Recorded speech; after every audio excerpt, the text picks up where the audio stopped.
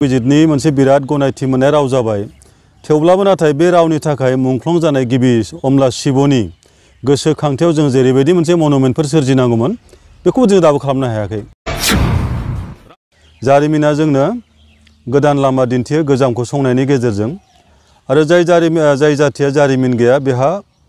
उनाव दावगानायनि मोनसे लामाफोराबो गोथेयो। गुबैयै आं दिनै मोनसे आयदाखौ लानानै सावरायनो नागिरदों, बेनो जाबाय जोंहा दासिम बर'फोरनि जितु बिग्रायनाय, बे बिग्रायनायाव मोनथाम गोरोबथा जानानै थांबाय। 1993 आव BAC एकर्ड, ओमफ्राय 2003 आव BTC एकर्ड आरो 2020 नि 27 जानुवारियाव BTR एकर्ड। दा बे एकर्ड मोनथामखौ लानानै खायसे बाथ्राफोरखौ आं एसेमान आंनि नोजोरजों एसे सावरायनो लुबैदों। गुबैयै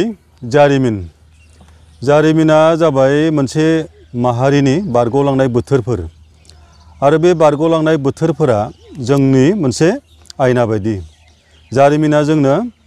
गोदान लामा दिन्थियो गोजामखौ संनायनि गेजेरजों आरो जाय जाथिया जारिमिन गैया बेहा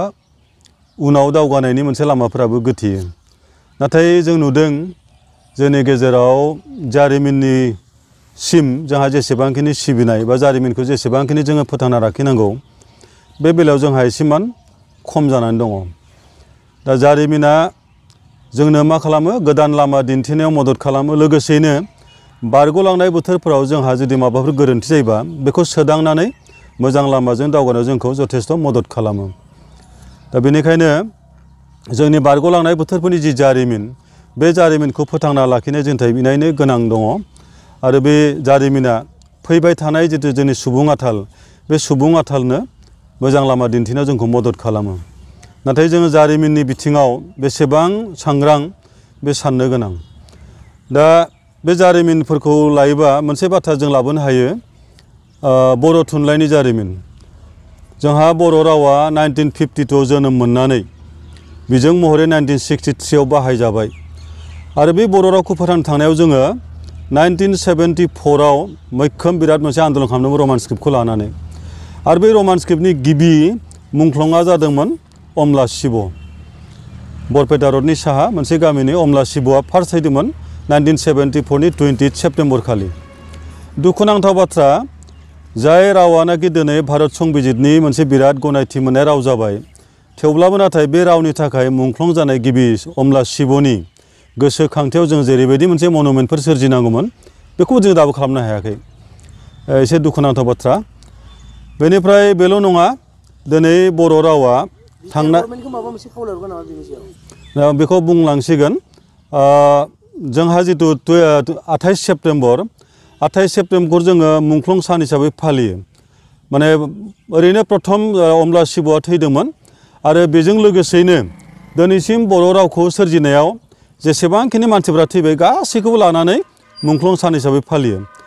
नाथाय बेखौ मा खालामदों जों नुबाय, थांनाय बोसोरनैसोआव बर' साहित्य सभाया बेखौ माने डिस्ट्रिक्ट वाइजआवल' फाथिनानै बै फिसा लेभेलाव जितु प्राइमारि लेभेलाव फाथिनाय बेखौ बन्द' खालामना होदों आरो स्कुलफोराव जेरैबायदि जोङो बेखौ खुङोमोन बेबो गैया जादों। जाहोनाव मा जादों, बर' गथ'फोरा बै 28 सेप्तेम्बरनि बागै स्कुलाव जों जिखिनि नलेज गियान होनांगौमोन बे गियानाबो जोंहा गैया जादों। बे गुसेब जालांबाय थादों आरो आसलथे 28 सेप्तेम्बरखौ बियो दुलाराय बर' हारिमायारि जिहेतुके मोनसे बावनाय जाबाय, गासै बर'फ्रानो बेखौ मान होनानै फालिनांगौमोन आरो बियो गामि वाइजआव जानांगौ, आनसलिक भित्तियाव जानांगौ, स्कुलाव जानांगौ, डिस्ट्रिक्टआव जानांगौ, गासैबो जानांगौ, नाथाय जायाखै। दा बेखायनो बे बिथिङाव आङो बर' साहित्य सभाखौ दिनैनि गेजेरजों खावलायनो लुबैदों, बे 28 सेप्तेम्बरखौ खालि 28 सेप्तेम्बरखौ जिल्ला भित्तियाव खालामालाबानो बेयो दुलाराय बर' जेरावबो गामि गफा बे जेराव फालिजानांगौ आरो बेनि गेजेरजों जाथिनि थाखाय जायफ्रा बावलांबाय बिथांमोनखौ जों सिबिनायखौ लाखिनांगौ आरो इयुनाव मावलांनाय जितु थुलुंगा बेखौ जोङो गोदान गथ'फोरनो बिगियानखौ जोङो होबाय थानो नांगौ। आरो बेजों लोगोसे जोंहा मा जादों, बे 28 सेप्तेम्बरनि नामाव जेब्लानाखि जों बर' थुनलाइनि जोनोम सान 14 नभेम्बर फालियो अब्ला जों माखासे मुंख्लं खाम्फा बानायो। बे मुंख्लं खाम्फाफोरा बै दिनखालिल' आलारि बाथि लगायनाय जायो बे जायगायाव, ओमफ्राय गुबुन जायगाफोराव बिदिनो बे लेथ्रायै गोलैना थायो, दाउखा सिला खिलाग्रा जायो। बेनिखायनो बेखौ हायोबा बर' साहित्य सभाया बै दिनखालि पार्टिकुलार माने 16 नभेम्बर 14 नभेम्बर आरो 28 सेप्टेम्बर बायदि सानाव बे मुंख्लं खाम्फाफोराव जेराव जेरै बानायजादों बेफोराव आलारि बाथि सावनायनि थाखाय फोसाबनायनि गेजेरजों बेयाव बै जायगानि मानसिफोरखौ थुबुर खालामनानै रायलायनायनि थाखाय मोनसे बिथोन होयोबा बे बाथ्राफोरा जोंनि थाखाय जोबोद मोजां जागोन। आं दिनै बेनि गेजेरजों बेखौ एसे बर' साहित्य सभाखौबो गोसोखांहोनानै खावलायनो लुबैदों आरो बेखौ खालि बर' साहित्य सभाल' नङा बेखौ बड'लेण्डनि जोंहा जिथु बिटिआर गभर्नमेन्ट दं आथिखालाव बे बिटिआर गभर्नमेन्टआ मोनसे सार्कुलेसननि गेजेरजों बेखौ जेरावबो फालिनायनि मोनसे बिथोन होब्ला गाहाम जायो। खारन बे मोनसे बिराद गिदिर जारिमिन आरो बे जारिमिना जोंनि बर' उन्दै उन्दै गथ'फोरनो दावगानायनि थाखाय जोंनाव सोलोंनो थाखाय जोंनो खाबुखौ होगोन। नङाबा जों खिन्थु लासै लासै बावलांबाय दं आरो बे जारिमिना गैयाबा 28 सेप्टेम्बरालाय मामोन 14 नभेम्बरालाय मामोन जों बेखौ जुदि मिथियाब्ला एख' जोंहा खामानि जानाय नङा। बेनिखायनो बेखौ देग्लाय नुबाय आङो बिटिआर गभर्नमेन्टनिफ्राय 28 सेप्टेम्बरनि थाखाय स्कुल कलेजफोराव जेबो बिथोन हराखै। आसलथे बिथोन हरनांगौ आरो बेखौ फालिनो मोनसे खाबुखौ होनांगौ। क्लासा जाथों, क्लास जानायनि आगोलनि प्रेयार आवारावनो बेखिनिखौ जों मावफुंना लानो हायो आरो बेनिफ्राय जों मोनसे बिथांमोननो लेसन होनाय गथ'फोरनो आरो अब्लासो जोंनि गेजेराव बेनि जिथु इम्परटेन्स जिथु सिगनिफिकेन्स बे बाथ्राया अराय जोंनि थाखाय मोनसे जोरथाय जानानै थागोन। गतिके बिटिआर गभर्नमेन्टफोरा बेखौ खालामनो नांगौ। बेनिफ्राय आं दायो जोंहा जिथु मोनथाम एकर्ड जाबाय 1993 आव मोनसे एकर्ड जाबाय बिएसि एकर्ड, बिनि उनाव जाबाय 2003 आव बिटिसि एकर्ड आरो थांनाय 27 जानुवारियाव जाबाय बिटिआर एकर्ड। दाना खोथाया जाबाय मा दाखालि 27 जानुवारियाव बिटिआर एकर्डनि फालिथाया जानानै थांबाय आरो बावैनो 10 फेब्रुवारियाव बिटिसि एकर्ड बे साना फैबाय दं। दा आं बुंनो नागिरनाया जाबाय मा थांनाय बोसोरनैसोआव नुबाय आङो बेनि आगोलाव 17 बोसोर हाग्रामानि खुंनाय दिनाव बिटिसि एकर्डखौ गाजा गोमजायै अफिसाव फालिदोंमोन आरो बिभिन्न जायगायाव ब्लक अफिसाव जों फालिनाय नुदोंमोन। गामि गफायाव जायाखैबाबो खिन्थु पार्टियाव लेभेलाव बेफोर जादोंमोन आरो स्कुल कलेजफोरावबो बिटिसि एकर्ड डेखौ मोनसे अबजारभेन्स हिसाबै लानो थाखाय बिथोन होनाय जों नुनो मोन्दोंमोन। नाथाय थांनाय बोसोरनैसोनि बे समाव जेब्लानाखि बिटिआरआ दाजाबाय बिनि उनाव बिटिसि एकर्डखौ फालिनायनि बिथोनखौ जों नुवाखै आरो फालिनाया खोब लिमिटेसनाव फैदों। अर्थात पार्टिनि अफिसफोराव ब्लक लेभेलाव जादों आरो पार्टिनि बाथ्राफ्रा पार्टि लिडारफ्रा बेखौ फालिदों, नाथाय जोंनि स्कुल कलेज बा बिभिन्न जायगाफ्राव फालिनायखौ जों नुवाखै। दाना बाथ्राया जाबाय बिएसि एकर्डखौ खालामनो थांनायावबो गोबां मानसिया त्याग खालामदों, बिथांमोना गावसोरखौ बावसोमदों। गोबां मानसिया हयथ' थाखा फैसा लस जानायजों लोगोसे न' बां गारनो गोनां जादों, अनेक त्याग खालामदों आरो बे बोथोरफोरखौ आगोलाव फालिजाबोआखैबा बेबो गोरोन्थि जादों। फालिनांगौ, गोसोखांनांगौ जोङो बिएसिआ मा बुस्थु बियो, माबोरै जादोंमोन, सोर खालामदोंमोन, बे बाथ्राखौ जों जारिमिननो गथ'फोरखौ जों मिथिनो खाबुखौ होनांगौ। लोगोसेयैनो बिटिसि एकर्डआ 2003 आव जादोंमोन आरो बै बिटिसि एकर्डआबो ओरैनो फैनाय बुस्थु नङा। बिएलटिनि दैदेननायाव बै समाव फरायसा आफादनि दैदेननायाव गोबां मानसिफोरा हयथ' जिउ बावनो गोनां जादोंमोन, अनेकआ खरा खमफा जादोंमोन, जिनाहारि जादोंमोन, न' बां सावजादोंमोन, गोबां मानसि जेल जानो गोनां जादोंमोन आरो बिथांमोननि नाजानाया फिथाइ थायदोंमोन। बिथांमोननि नाजानायाव, बिथांमोननि बावनायाव जों बिटिसि गभर्नमेन्ट बिटिसि एरियाखौ जों बड'लेण्ड टेरिटरियेल काउन्सिल अर्थात बिटिएडिखौ जोङो मोननो हादोंमोन, फिथाइ थायदोंमोन। बिथांमोननि बावनायनि उनाव जोंनि जिथु नाजानाय बेयो फिथाइ थायदोंमोन। नाथाय जों जुदि दिनै बिटिसिनि खोथाखौ बावलाङोबा बै जायफ्रानोखि बावलांबाय गावखौ, जायफोरा जिबनखौ गारलांबाय, जायफ्रा थाखा फैसा नस्थ' खालामबाय, जायफ्रा जिनाहारि जाबाय, जायफ्रा खाफालनि सिन्दुरा गोमोरबाय, बिथांमोननि बेसेना जों आसलथे अपमान खालामनाय जागोन, जों मुगैनाय जागोन। बेनिखायनो बिटिसि एकर्डखौ बिटिआरखौ जेरै फालिनाय जादों बिटिसि एकर्डखौबो फालिनायनि गोनांथि दं। आं बेयाव मोनसे बाथ्रा मख'गोन, नैबे जाबाय बिटिआर एकर्ड, बेयो 2020नि 27 जानुवारियाव जानाय बिटिआर एकर्ड। आङो बिटिसि एकर्डखौ फालिनायनि माने गोनांथि दं बेखौ बुंनो थांनायाव बे बाथ्रा फैदों। बिटिआर एकर्डनि अबजेक्टिभ्स अफ एमअएस बहाय मा लिरनाय दं? Number 1 to augment area and powers of BTC and streamline its फांसनिं। माने बिटिसिआनो गुबै बिटिआरनिबो बे बिथाया बेनो बहाय होनदों टु आगमेन्ट बारायनाय, एरिया ओनसोलखौ, एन्ड पावारखौ बारायनाय अफ बिटिसि। बिटिसिनि पावार एरियाफोरखौ बारायनानै बेखौ थिग लाइनाव लाबोनाय, खामानि लाइनाव लाबोनायानो जाबाय बिनि गुबै BTR Accordनि number 1 to address issues relating to Bodos residing outside of BTD बाहेरायाव थानाय बर'फोरनि समस्याफोरखौ लानानैनो भाबिनाय गतिके नैबे 1 नाम्बार पइन्टआव मा बुंदों BTC Accordनि माने BTR Accordनि गुदिखौ नायनो थांबा बिथाया बेनो BTCआनो ओमफ्राय बाखि दंबावो बिदिनो नैबाव 3 नाम्बार दं to promote and protect social cultural linguistic and ethnic identities of Bodos 4 to provide legislative safeguard for land rights of tribal 5 to ensure accelerated development of tribal areas and 6 to rehabilitate members of NDFB factions बेयाव जादोंमोन MOS BTR नि बिदिब्ला BTC Accordआनो जुदि BTR नि Accordनि गुबै बिथा बायदिब्ला जों मानो BTC Accordखौ भेलु होनो नाङा बे मोनसे गेदेर सोंनाय बेनिखायनो BTC Accordखौ बिथा खालामना जेहेतु BTR जों आं बुङाखै जे BTRखौ फालिना BTRखौ फालिनांगोन कारण BTRखौ Accord जानायावबो गोबां मानसिया त्याग खालामदों दिनैसिम दाबो गोबां NDFBआ थैदों माखासे आरो दाबो जेलाव दङ गतिके बिथांमोननि मानानै बय हाबना दङ BTR Accordआव बेनिखायनो BTC Accordआ जोंना जेरैबां बेसेन गोसा BTR Accordआ बेसेन गोसा आरो बिथांमोना गावबा गावनि जिबनखौ बावनानै जोंनो बे फिथाइखौ होलांदों जुदि जों बिथांमोनखौ मान होनांगोन आरो बे मान होनाया जागोन जोंनि गेजेराव इयुनाव फैबाय थानाय मानसिफोरनि थाखाय खामानि थाखाय थुलुंगा आरो BTC Accordआ ओरैबायदि बेसेन गोसा Accord जादों मोनसे कारनाव बे जाबाय BTC Accordनि 9 क्ल'जनि 9.1 आव मा दं नोंथांमोना रायजोफोरा भाबिना नाय The government of India agrees to consider favorably the inclusion of Bodo language in Devanagari script in the 8th schedule of the Constitution. BTC Accordनि 9 क्ल'जनि 9.1 आव मा होनदों देबनागरि स्क्रिप्टजों बर' रावखौ भारतनि 8थि शेड्यूलाव थिसननाय जागोन आरो बै BTC Accordनि गेजेरजों बर' रावा भारत संबिजितनि 8थि फारियाव हाबदों आरो बे हाबनायजों लोगोसे गुबुन गुबुन राव हाबफादों बे जाबाय डोगरी सान्थाली मैथिली आरो बड' गासै दा भारतनि संबिजितनि मान मोननाय राव जाबाय 22टा 22 ओमफ्राय मोनसे गुरुत्वपूर्ण बाथ्रा नैबे 9.2 आव The Bodo language shall be the official language of BTC subject to the condition that Assamese and English shall also continue to be used for official purpose. माने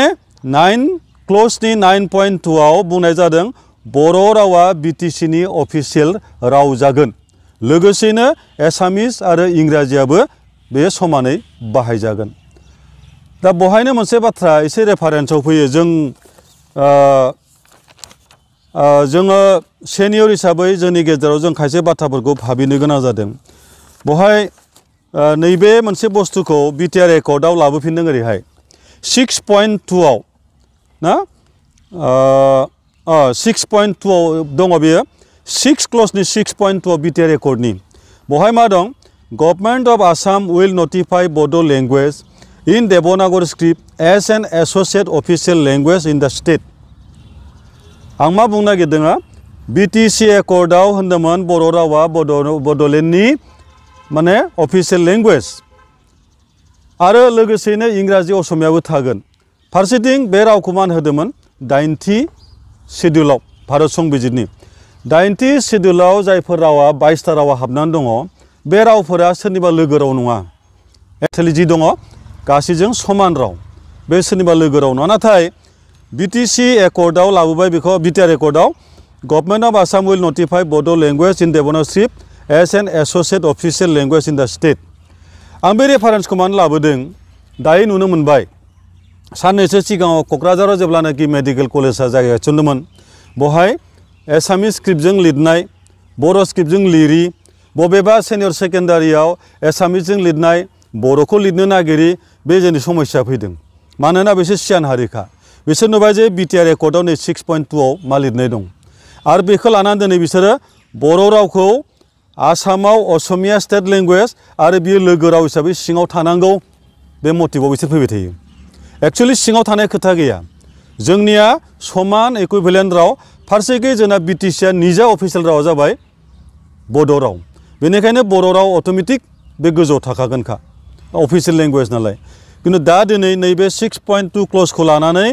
बै सियानफोरा दायो बर' रावखौ सिङाव दोननो नागिरबाय थायो आरो बे मोनसे समाव आं सानो गेदेर मोनसे प्रब्लेम जोंनि गेजेराव जाबावनो हागौ बे एकर्ड मोननायाव दाना कुइसना जादों मा बिटिसि एकर्डआ भेलिड दंना गैला बे बिटिआर एकर्ड जानायावनो बिटिसि एकर्डआ भेलिड दंना गैला आरो जुदि दङब्ला आसलते बे बुस्थुखौ नैबे लाबोफिननो नांलामोन खारन जोंनिया बे अफिसियेल लेंगुवेज जाखाबाय आरो लोगोसे बियो अल आसाम अल इन्डिया बाहायजानाय मोनसे पावारफुल राव जाखाबायानो खारन 8 शेड्युलनि राव 8 शेड्युलनि रावखौ सोरबा रावजों आरोबाव एस'सिएट स्टेट लेंगुवेज हिसाबै लाबोनांगौनि खोथायानो गैया होननानै आंनि बिबेकआ बुङो आरो दा बे हिसाबै बे बिराद गिदिर बिटिसिनि एचिभमेन्ट दिनै बिटिसि एकर्डखौ जुदि जों फालियोबा बिटिसि एकर्डखौ जुदि फालियोबाथाय बे बाथ्राफोरा सावराय जायो आरो सावरायजानायनि गेजेरजों बड' रावनि बै जे बिराद गुरुत्तपुर्ण बाथ्रा बेखौ जोङो उन्दै गथ'फोरनो नलेजाव होलांबाय थानो हायो आरो दिनैसिमबो जोङो बर' रावनि जोङो माखासे फोरबोफोर फालिदों 16 नभेम्बर बार्थडे जोनोम सान 28 सेप्तेम्बर जों फालिदों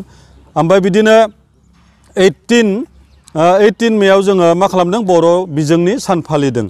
थिग बिदिनो नैबे जोंनि 90 सिडिउलाव हाबनाय बे बाथ्राफोरखौ जों खिन्थु दिनै सावरायनायनि खाबुखौ मोना गतिके बिटिसि एकर्डखौ फालियोबाथाय बे बाथ्राफोरा जोंनि गेजेराव फैगोन बेल' नङा बिटिसि एकर्डआव गोबां मानसि थैदोंमोन आरो बे थैनाय मानसिफोरखौ जों गोसोखांनायनि गेजेरजों बिथांमोनखौ जों मान बावनो हायो आरो बे मान बावनाया जोंनि उन्दै गथ' गथायफोरनो गोदानै खामानि मावनायनि जितु थुलुंगानाय बेखौ जोंनो होयो जोंहा बिटिआर एकर्डखौ जेरैबायदि फालिनाय जादों थिग बिदिनो बिटिसि एकर्ड सानखौबो आसलते सरकारि भाबै फालिनायनि मोनसे बिथोन थानाया आंनि मथेबा गोनांथि दङ बिटिआर एकर्डआबो बिटिसिनि सायावनो जानाय दा बेनिखायनो आं खावलायगोन जोंनि गासै रायजो राजाफोरखौबो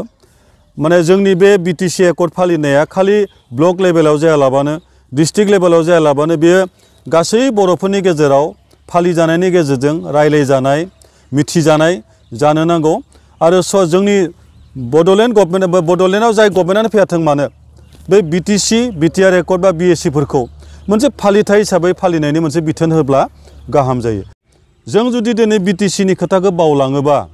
बै जायफोरानोखि बावलांबाय गावखौ जायफोरा जिबनखौ गारलांबाय जायफोरा थाखा फैसा नस्थ' खालामबाय जायफोरा जिनाहारि जाबाय जायफोरा खाफालनि सिन्दुरा गोमोरबाय बिथांमोननि बेसेना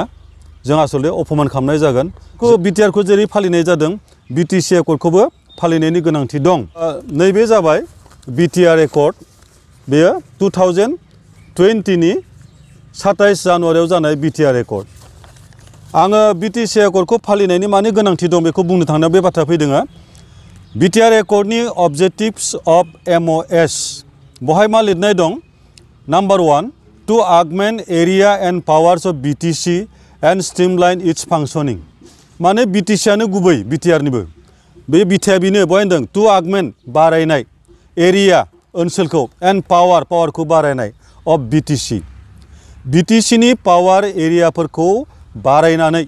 बेखौ थिग लाइनाव लाबोनाय खामानि लाइनाव लाबोनायानो जाबाय बिनि गुबै बिटिआर एकर्डनि number 1 to address issues relating to Bodos residing outside of BTD बाहेरायाव थानाय बर'फोरनि समस्याफोरखौ लानानैनो भाबिनाय गतिके नैबे 1 नाम्बार पइन्टआव मा बुंदों बिटिसि एकर्डनि माने बिटिआर एकर्डनि गुदिखौ नायनो थांबा बिथाया बेनो बिटिसिआनो बिटिसि एकर्डआनो जुदि बिटिआरनि एकर्डनि गुबै बिथा बायदिब्ला जों मानो बिटिसि एकर्डखौ भेलु होनो नाङा बे मोनसे गेदेर सोंनाय बेनिखायनो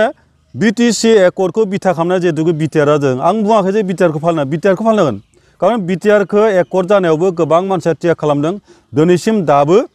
गोबां एनडिएफबिआ थैदों माखासे आरो दाबो जेलाव दङ बड'लेण्डआव जाय गभर्नमेन्टआनो फैयाथों मानो बे बिटिसि बिटिआर एकर्ड बा बिएससिफोरखौ मोनसे फालिथाय हिसाबै फालिनायनि मोनसे बिथोन होब्ला गाहाम जायो।